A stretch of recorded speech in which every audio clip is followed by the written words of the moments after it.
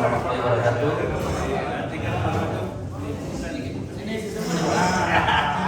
Jadi untuk mengefisienkan waktu, sepertinya kami tidak usah lagi membacakan profil dari kedua bapak yang luar biasa di depan kita ini, karena beliau sudah memperkenalkan namanya dan kita semua sudah mengenal beliau. Dari panitia katanya dikasih waktu 1 jam, jadi selama 1 jam ke depan kita akan diskusi tentang optimalisasi tenaga ahli dalam peningkatan potensi SDM di Sulawesi Barat. Sebagai gambaran Pak Sigit dan Pak Firman, di Sulawesi Barat ini kita adalah daerah yang tertinggal di Pulau Sulawesi, tertinggal karena kita belum memiliki TUK, tempat uji kompetensi. Jadi di Sulawesi Selatan itu di Makassar sudah ada 2 TUK, aspek Indo dan aspek NAS, dan harapannya sebelum akhir tahun Sulawesi Barat terus 5 itu bisa sudah ada TUK-nya, tempat uji kompetensi. Karena jika dalam akhir tahun ini di 2022 ini tidak ada tuh, maka terkatung-katunglah kami ini, kita ini yang berprofesi sebagai tenaga ahli dan tenaga terampil dan berprofesi sebagai konsultan dan kontraktor di Sulawesi Barat. Jadi harapannya ada semacam lampu hijau mungkin dari Pak Sigit atau dari Pak Firman, langkah-langkah apa yang harus kita lakukan untuk agar para kita ini yang bergerak di bidang konstruksi dan konsultan, tenaga-tenaga ahli dan tenaga terampil yang akan kita terbitkan sertifikatnya tidak harus ke Makassar lagi atau tidak harus ke luar daerah lagi dari Sulawesi Barat. Harapannya kita bisa uji sertifikasi di daerah kita. Untuk mengefisienkan waktu, kami persilakan Bapak Firman Juang untuk menyampaikan informasi terkait kegiatan hari ini. Kami berikan waktu 15 menit untuk memaparkan materi ini. Tanpa waktu dari persilakan. Oke, terima kasih. Assalamualaikum warahmatullahi wabarakatuh. Alhamdulillah wa syukurillah, puji syukur kita panjatkan kepada Allah Subhanahu wa taala. Hari ini adalah hari yang bersejarah buat kita semua, hari yang baik di mana kita bisa berkumpul-kumpul semuanya dengan teman-teman LSP. Saya dari Dinas Pekerjaan Umum dari bidang jasa konstruksi, yang kebetulan saya adalah tenaga fungsional. Artinya tenaga fungsional ini bekerja secara fungsional dari pusat sampai ke daerah yang dipandu langsung oleh Bapak Direktur Bina Konstruksi. Jadi informasi-informasi terhadap hal-hal yang kekinian itu harus disebar secara fungsional dan tidak menunggu waktu lama. Itu harus masuk di pimpinan-pimpinan yang paling tingkat bawah sekalipun, sehingga memotong mata rantai yang terlalu luas karena adanya teknologi kita hari ini. Dan informasi yang dibutuhkan terhadap dunia konstruksi kita adalah informasi yang sangat kekinian, melihat bahwa begitu banyak aturan-aturan yang harus tersosialisasikan. Kalau kita berhubungan dengan anggaran, Undang-Undang Jasa Konstruksi itu di 2017, PP-nya di 2020, PP 2022, kemudian pelaksanaannya di 2021.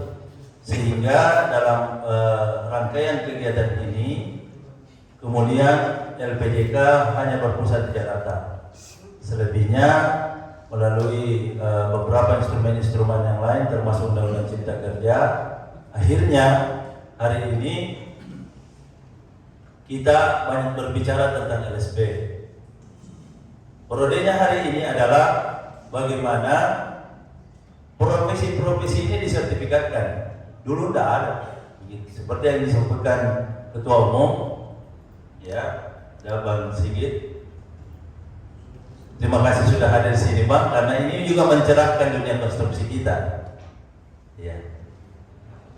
Bukan cuma tenaga ahli yang bersertifikat, tenaga terampil, bahkan profesi-profesi yang lain itu ada bagiannya di BNSP. Ini yang akhirnya harus kita telah dengan baik, harus kita cermati dengan baik, bahwa seperti yang saya katakan, tenaga-tenaga ahli kita harus benar-benar tenaga ahli yang kompeten. Dia tidak bersertifikat kalau dia tidak berkompeten. Makanya kemarin saya dari kampus Tomogaga bekerja sama dengan Balai Jasa Konstruksi untuk kemudian membuat mahasiswa-mahasiswa juga ini berkompeten menuju keahliannya. Jadi ahlinya kita secara umum itu di konstruksi ada tenaga terampil, tenaga ahli yang semuanya disertifikatkan oleh BNSB. Ada satu lembaga yang bersertifikat, yang mensertifikatkan ini, yang kemudian itu menjadi acuan kita semua bahwa yang mana yang berkompeten, yang mana yang tidak, itu ditentukan oleh sertifikasi. Begitu. Jadi di Sulbar ini saya sampaikan bahwa ada 33 asosiasi. Itu banyaknya asosiasi yang harusnya akhirnya menjadi tereliminasi karena peraturan perundang-undangan ini, sehingga yang ada dalam data kami ini baru terkonfirmasi ada 7 yang kami komunikasikan. Mungkin ini akan berkembang karena di pusat juga berkembang banyak. Ya. Ada sertifikasi profesi yang lain, misalnya petani juga bersertifikasi, mungkin ke depan barangkali nelayan juga, ataupun tenaga yang lain. Ini yang akhirnya harus membuat kita membuka diri bahwa instrumen-instrumen aturan ini harus kita ikuti, harus kita adaptif. Jangan sampai seperti misalnya kami dari Dinas PU kemudian membuat kerjasama atau apapun kegiatannya yang tidak tersertifikasi. Tenaga ahli kita yang kuotanya memang terlalu besar, tapi itulah target-target kita di Sulbar, bahwa rencana strategis kami di Pemerintah Provinsi Sulawesi Barat, khususnya di Dinas PU, ada 1.500 tenaga ahli yang harus kami sertifikatkan. Apakah mereka ini banyak yang tidak ahli? Tidak, mereka juga ahli, tapi bersertifikat tidak? Ini persoalan yang terjadi di Dinas PU. Sehingga yang menurut data kami yang terakhir yang dikonfirmasi melalui LPJK juga yang lalu, bahwa ada 449 tenaga ahli yang bersertifikat yang akhirnya mengisi ruang-ruang kita yang ada di dunia konstruksi. Apakah itu saja yang bekerja di dunia konstruksi? Tidak. Oh, tentu tidak. Karena banyak tenaga-tenaga ahli yang lain juga datang ke Provinsi Sulawesi Barat ini. Itulah tantangannya kita, sehingga kemudian bagaimana kita harus mengembangkan kompetensi diri sehingga kemudian bisa membuat akhirnya kita menjadi layak dan bisa mengambil bagian penting dalam dunia konstruksi kita. Banyak calon-calon tenaga ahli kita seperti yang saya katakan tadi, bahwa di kampus akhirnya harus kita dekati. Kemudian kita berkomunikasi tentang bagaimana akhirnya mahasiswa-mahasiswa teknik ini pun harus akan mengarah kepada kompetensi kerja. Kita tahu ada 80% orang-orang bekerja itu tidak sesuai dengan bidangnya. Ini skala nasional. Begitu banyak orang-orang yang bekerja tapi tidak sesuai dengan latar belakangnya. Tapi kalau dia berpengalaman, bisa jadi dia lebih jago daripada yang berkompeten. Sehingga sertifikasi adalah jawabannya. Olehnya itu kami sangat mendorong bahwa dari Dinas PU kemudian membuka diri terhadap LSP-LSP ini, terhadap asosiasi-asosiasi, untuk bisa melakukan percepatan-percepatan dari pengadaan atau pelatihan tenaga-tenaga kita. Terus terang, kita kekurangan asesor, kita kekurangan instruktur. Kadang-kadang asesor kita harus ditangkap dari Sulsel, bahkan dari Jakarta. Instruktur kita banyak yang dari Jakarta, baik dari Makassar, karena memang kita tidak memiliki kompetensi. Apakah kemudian di Mamuju atau di Sulbar ini kekurangan orang jago? Tidak juga sebenarnya. Tapi berdasarkan sertifikasi ini, mereka harus juga mengikuti sertifikasi yang dilakukan oleh lembaga yang bersertifikat juga. Ini kemudian membuat dunia konstruksi kita maju secara luar biasa. Kemudian di depan kita ada IKN. Disebutkan melalui Balai Jasa Konstruksi bahwa ada 150.000 tenaga kerja konstruksi yang dibutuhkan untuk mengisi ruang-ruang kerja yang ada di IKN. Yang sekarang hanya bisa terpenuhi secara total itu ada 50.000. Bahkan 3 kali lipat kita harus adakan tenaga ahli konstruksi kita ini yang berkompeten untuk memenuhi kebutuhannya. Ya, khawatir saya sebenarnya kalau kita mensertifikatkan tenaga ahli yang di Sulbar, mereka beramai-ramai ke IKN dan meninggalkan kita yang ada di Sulbar. Tapi sebenarnya bukan begitu tujuannya. Mencari atau melakukan pembangunan yang berkualitas, hendaknya kita lakukan dengan bagaimana sertifikasi ini kita laksanakan. Tidak terlalu jauh di depan kita ini dibangun kantor gubernur, kantor DPR, kemudian masjid yang besar kemarin sudah dibangun kantor bupati yang mewah dengan anggaran yang tidak sedikit. Ini membutuhkan banyak sekali tenaga-tenaga ahli untuk mensupport apa yang ada di kegiatan konstruksi itu. Bukan cuma ahli, tenaga terampil kita juga terbatas. Kita hidup di lingkungan alam investasi yang pasca gempa, yang kemudian ketika kita teliti bahwa banyak juga konstruksi bangunan kita yang tidak memenuhi kaedah-kaedah keteknikan. Iya, tukang-tukang akhirnya juga disertifikasi, sehingga diajarkan dulu tentang pelatihan bagaimana membuat konstruksi yang bagus secara teori, walaupun banyak juga yang tidak berpendidikan dasar. Ya tidak apa-apa, yang penting dunia konstruksi ini pelatihannya apa tidak secara materi lagi. Dia 70-30, ada 70% di lapangan dan 30% diajarkan secara teori, bahwa bagaimana